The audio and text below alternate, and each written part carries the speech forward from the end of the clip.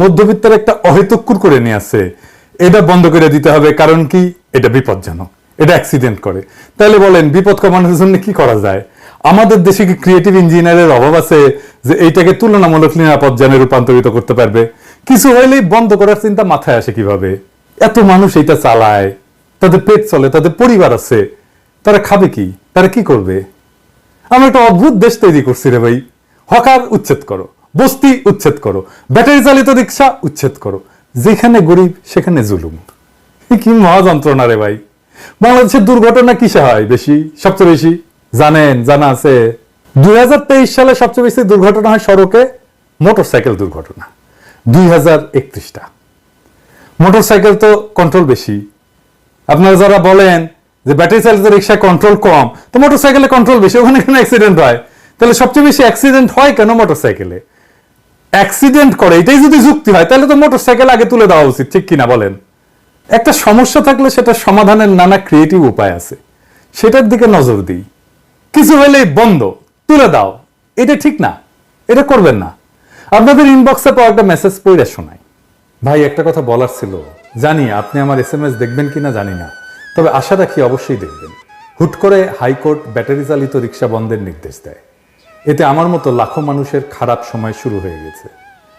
পরিবার নিয়ে কই যাব? ঘরে খাবার নাই, টাকা নাই।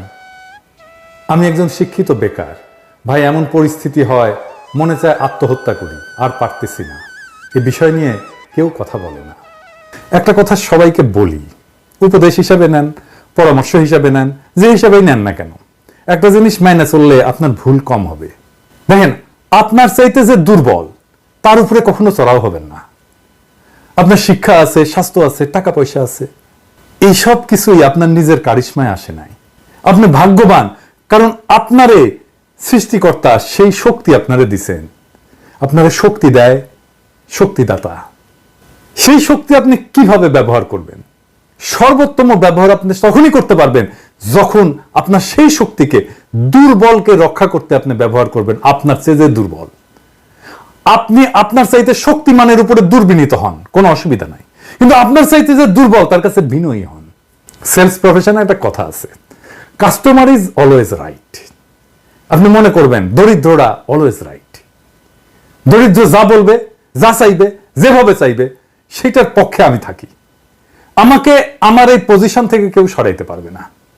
আমরা কি আসলে জানি বাংলাদেশের দরিদ্র মানুষেরা আসলে কিভাবে থাকে, কি খায়, তাদের জীবন কেমন? আসেন একটু শুনি। বেশি খেতে গেলে পোড়াতেও পারি না বাচ্চা কাচাকে। ওই কম বেশ করে 1 কেজি আধা কেজি আলু আনিয়ে মার ভাত করে, আলু চোখা করে, ওইটাই আমাদের পেট চলে যাচ্ছে। 3 বেলা খাওয়া হয় না। 3 বেলাতে 1 বেলা আটা খাওয়া লাগে, 1 বেলা চাল ভাজে খেতে লাগে, 1 বেলা ভাত খাওয়া লাগে। আলু আছে, ডাল আছে, 12 জাতের সবজি আছে, এটা দিয়ে পাক করি। মাংস টাংস খাওয়া হয় না। কিস্তিওয়ালা যখন আমরা 10,000 তুলি, তবে না খাইও কিন্তু 10,000 টাকা সপ্তাহের বোঝে কত কিস্তি আসে যেটা দিতে হয়। সিলেটের চা শ্রমিকেরা, এই মানুষেরা যখন শুধু বেঁচে থাকার জন্য লড়াই করতেছে, তাদের জন্য রাষ্ট্র বা সমাজ কিছুই করে না।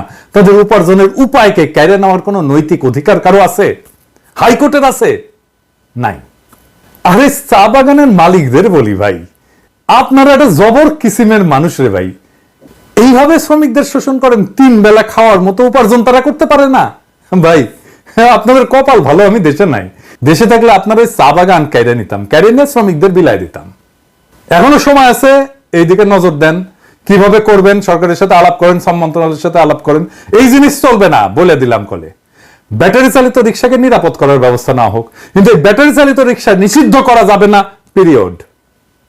এবার আসেন আমরা একটা দারুণ আইডিয়া নিয়ে কথা বলি। বিপ্লবকে কিভাবে আমরা সারা দুনিয়াতে ছড়াই দিতে পারবো, বাংলাদেশকে কিভাবে একটা রিব্র্যান্ডিং করতে পারবো এই বিপ্লবের ওসিলায়। আসেন সেটা নিয়ে কথা বলি।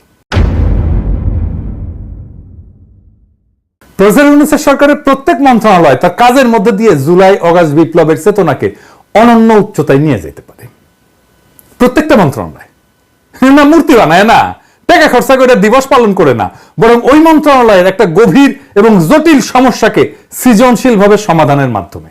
শুধু তাই না, বিপ্লবের এই বার্তাকে সারা দুনিয়া পৌঁছায় দেওয়া যায়। এমনকি আমরা দুনিয়ার একটা সমস্যা পুরোপুরি সমাধান করে দিতে পারি। জ্বলন্ত সমস্যাকে একেবারে সমাধান করে দিতে পারবো এক কর্মসূচিতে, অনেক সমাধান। এখন আমার ক্ষুদ্র ভ্রাতা আর ভগিনীরা কবে দাদার মাথা মুথা খারাপ হয়ে গেছে, বাংলাদেশ থেকে দুনিয়ার সমস্যার সমাধান হবে, একটা সমস্যা পুরোপুরি সমাধান, এটা কি ছেলে খেলা বললেই এলো? তাহলে আসেন দেখি। আমি আজকে দেখামু একটা পরিকল্পনা স্বাস্থ্য মন্ত্রণালয় নিয়ে। যথেষ্ট সময় আছে পরিকল্পনা বাস্তবায়ন করার জন্য, আমাদের টাকাও খরচা হবে না, বরং আমরা টাকা পাবো। শুধু টাকা পাওয়া না, আমরা সারা দুনিয়া একটা পজিটিভ ব্র্যান্ডিং করতে পারবো বাংলাদেশের এবং বিপ্লবের। কিভাবে আসেন সেটা দেখি।